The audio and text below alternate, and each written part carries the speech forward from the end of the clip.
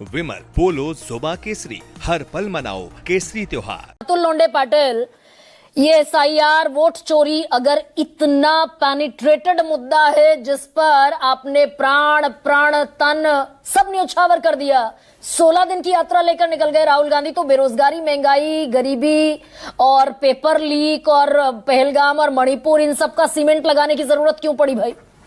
ऐसा है कि दो चीजें जो है वो जनता के ध्यान में लाना बहुत जरूरी है कि राहुल जी ने जो ट्वीट किया वो इस तरफ इंगित करता है कि बीजेपी को चुनाव में बेरोजगारी है, पेपर लीक है, महंगाई है, मणिपुर है, पुलवामा है। 250 किलो आरडीएक्स आया था, अब तक नहीं पता। देविंदर सिंह कहां गया जो आतंकियों को लेकर आया था डीवाईएसपी, वो कहां है पता नहीं है। इन सारों चीजों पर चर्चा करने की जरूरत इसलिए नहीं है, किसानों के ऊपर चर्चा करने की जरूरत इसलिए नहीं है क्योंकि ये चुनाव चोरी की जाता है। अब लोग बोलने लगे हैं, सब लोग बोलने लगे हैं, तो कहीं वोट जोड़े जा रहे हैं, कहीं वोट काटे जा रहे हैं। जैसे महाराष्ट्र में वोटर जोड़े गए, महाराष्ट्र में भी इन्हीं का डेटा है। 18 साल के ऊपर की पॉपुलेशन 9 करोड़ 54 लाख है, लेकिन वोटर लिस्ट तो 9 करोड़ 70 लाख की है। इसका जवाब तो दिया नहीं है। जवाब तो सिलेक्टिवली कैसे पीठ दिखा रहा है, कैसे फंस रहे, हर जगह जो है फंस रहे। अनुराग गोली मारो ठाकुर ने जो प्रेस कॉन्फ्रेंस ली, बहुत लतड़ा होगा मोदी जी ने उनको, क्योंकि ये तो उड़ता तीर खुद ही ले लिया उन्होंने। और सच्चाई जो है वो कहे कि उन्होंने वोट बढ़ाया। अरे सरकार आपकी है, चुनाव आयोग जो है, जैसा युवा मोर्चा है, महिला मोर्चा है, वैसा बीजेपी का चुनाव आयोग बीजेपी मोर्चा हो गया है। वो सारा इनके लिए ही काम कर रहा है। तो ये सिलेक्टिव केओस नहीं है गरिमा जी, ये सिलेक्टिव कॉन्स्पिरेसी चल रही है। इसीलिए किसी भी बात की चर्चा नहीं करनी है। मैनिफेस्टो हमारा ही उठाते हैं, वो स्कीम भी बराबर इंप्लीमेंट नहीं करते। मतलब इस पर तो कांग्रेस पार्टी श्योर है ना कि वो जो महादेवपुरा का डेटा राहुल गांधी ने रखा उसमें तो कोई if and but Congress party के अभी देखिए ना, उसमें भी फंस गए। वो डेटा हमने चुनाव आयोग से लिया था, 7 फीट लंबा डेटा दिया। एक असेंबली कॉन्स्टिट्यूंसी जहां 3.5 लाख वोट होते, 3 से 3.5 लाख, उसके लिए हमें 6 महीना लगे क्योंकि हमको मशीन रीडेबल वोटर लिस्ट नहीं दी, ना हमको महाराष्ट्र में सीसीटीवी फुटेज दिए, जबकि चंडीगढ़ कोर्ट ने कहा था। तो इन्होंने कानून बदल दिया, सेक्शन 92 बदल दिया आरपीआई का, हम नहीं दे सकते। और आईक्लाउड के जमाने में नहीं, लेकिन आप महाराष्ट्र के महाराष्ट्र का सीसीटीवी फुटेज आप मांगेंगे 4 साल बाद।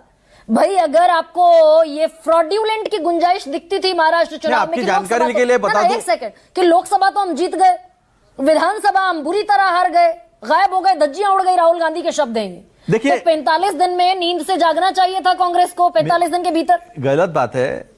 20 नवंबर को चुनाव हुए, 23 नवंबर को नतीजे आए।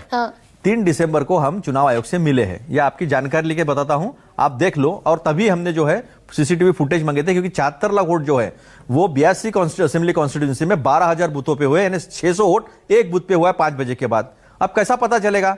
ये चुनाव आयोग भागा नहीं। अभी गरिमा जी, आप खुले चेहरे से लोगों से बात कर रहे, क्या आपके निष्ठा का हनन हो रहा है महिला करके? वोटर जाते हैं वहां पर महिला, क्या उनके निष्ठा का हनन होगा वोटिंग करते हुए? अगर वो डेटा देंगे तो क्या ये दलील आपको मंजूर है? एक महिला करके मैं पूछ रहा हूं आपको, आप महिला हो, क्या ये दलील मंजूर है आपको? नहीं, इस पर तो मैंने प्रोग्राम कर नहीं, ठीक है, ठीक है, हम उसमें फंसेंगे नहीं। सुनिए, अभी मुझे कुछ बातें रखनी है। जेटली जी की डिग्री सही होंगी, ऐसी कोई डिग्री नहीं होंगी कि दुनिया में एक ही आदमी ने ली और एक ही जगह है, कई नहीं है, लेकिन मिली है। जिसका कोई दोस्त नहीं है, जिसका कोई टीचर नहीं, जिसका कोई एचओडी नहीं है, जिसकी कभी एग्जाम नहीं हुई, ऐसे कोई डिग्री जो है इनकी नहीं होगी जेटली जी की। लेकिन मैं संतोष जी ने जो कहा वो एज ए फीडबैक लेता हूं। हम सम्मान करते हैं सर आपका, आपने बहुत अच्छा रिसर्च किया है। बीएलए कब दिखाई देगा? क्योंकि बीएलए बीएलओ के साथ काम करता है। ये मैंडेटरी पोजीशन है इलेक्शन कमीशन के इसमें एक्ट में। अब बीएलए को हम पूछ ही नहीं रहे हैं। हम गार्डन में फॉर्म भर रहे हैं, हम घर में फॉर्म भर रहे हैं, हम लोगों के डुप्लीकेट फॉर्म साइन मार रहे हैं, हम लोगों को माफीनामा लिख के दे रहे बीएलओ, माफ कर दो मेरी नौकरी चली जाएगी। अब उनको, वो बेचारा गरीब को, हमको किसी की नौकरी लेना नहीं है। लेकिन वो मैं चुनाव आयोग की बात पर भरोसा करूं या आपकी बात पर? चुनाव आयोग ने अपनी प्रेस कॉन्फ्रेंस, आप राजीव रंजन जी की बात पर भरोसा कीजिए। चुनाव आयोग ने अपनी प्रेस कॉन्फ्रेंस, आप राजीव रंजन जी की बात पर भरोसा कीजिए। सुनिए तो सही अतुल जी, कि ये जो बीएलएज हैं, ड्राफ्ट वोटर रोल जो बना 7 करोड़ 24 लाख वोटर्स का, बीएलए ने हस्ताक्षर किया इस पर। बीएलए ने बाकायदा इसको अप्रूव करके ओके किया। आपके बड़े जो राजनेता हैं राष्ट्रीय स्तर के, वो बीएलए की बात नहीं सुनते। नहीं, ये गलत बात है। बीएलए जो काम करते हैं वो बीएलओ के साथ में करते हैं। बीएलओ को जब जाता है हर घर में वोटर बनाने, तो बीएलए को भी साथ में लेकर जाना पड़ता है, इन्फॉर्म करते हैं। मैं जमीन पे काम करने वाला इंसान हूं, मैं रोज टीवी पे आके चमकने वाले में से नहीं हूं, मैं जमीन पे काम करता हूं। पूछ लो संतोष जी से, मैं अगर गलत कह रहा हूं या फिर कानून की किताब उठा के देख लो, आरपीआई उठा के देख लो, बीएलओ को बीएलए के साथ काम करना पड़ता है। जनरली टीचर वगैरह लोग होते हैं, वो छोटे औहदों के लोग होते हैं, प्राइमरी टीचर्स वगैरह, जिनको लगाया जाता है इसमें। वो घर में फॉर्म भर रहे क्योंकि उनको टारगेट दिया है। संतोष जी ने बराबर बात बताई, उनको टारगेट दिया है, अरे आज इतना करना है, कल इतना करना है, क्योंकि टारगेट में खत्म करना है। और फिर आके टीवी में बोलना है चुनाव आयोग ने कि हमने टारगेट में इतने कम समय में हमने करके दिखाया, 1 महीने में हमने करके दिखाया। नहीं, कांग्रेस जैसी लेकिन बड़ी पार्टी है, अतुल लौंडे पाटिल इस देश के इलेक्शन कमीशन पर अगर इतना अविश्वास पैदा कर देगी जनता के मन में, तो ये तो गृह युद्ध जैसी स्थिति हो जाएगी ना। हमने नहीं की, हमने अविश्वास पैदा नहीं किया है, इलेक्शन कमीशन ने खुद अविश्वास पैदा किया है। 28 लाख आपने यहां निकाले हैं, 16 लाख तो मैंने महाराष्ट्र में आपको बता दिए, 39 लाख बड़े हैं, 72 लाख वोट बड़े, 1 करोड़ के पास अभी हमारे पास आंकड़ा आया है। तो हलफनामा भरकर देने में क्या दिक्कत है?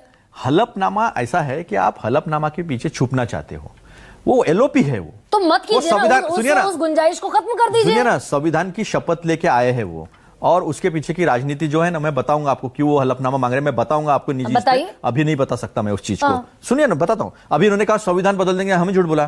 भैया लल्लू सिंह आपके थे ना, अरुण गोविल जी आपके है ना, दिया मिर्जा जी जो है, ज्योति मिर्धा, वो आपके पार्टी के लोग हैं ना। ये 5 लोग ऐसे जो लोग हैं जो कह रहे थे कि हमें 400 वोट दो, हम संविधान बदल देंगे। कल तो आपने 130वां जो संविधान संशोधन लाया था, जिसको 2/3 मेजोरिटी लगती है, वो सुनिए ना, संविधान बदलने के लिए एक ही मुझे आखिरी बात रखनी है। अभी देखो 7 करोड़ 24 लाख की आप बात करते हो, 2023 से इनका ही डेटा है, 2003 से 2025 तक 1 करोड़ 10 लाख लोग मरे हैं। फिर 7 करोड़ 24 लाख की कैसे आई है लिस्ट, कैसे आई है वोटर लिस्ट? पूरा का पूरा गड़बड़, झाला, कॉन्स्पिरसी, लोकतंत्र के साथ खिलवाड़, लोगों के वोट निकाल देंगे। दूसरा नैरेटिव बताता हूं मैं क्या है, सच्चाई क्या है। ठीक है, एक लास्ट 10 सेकंड से।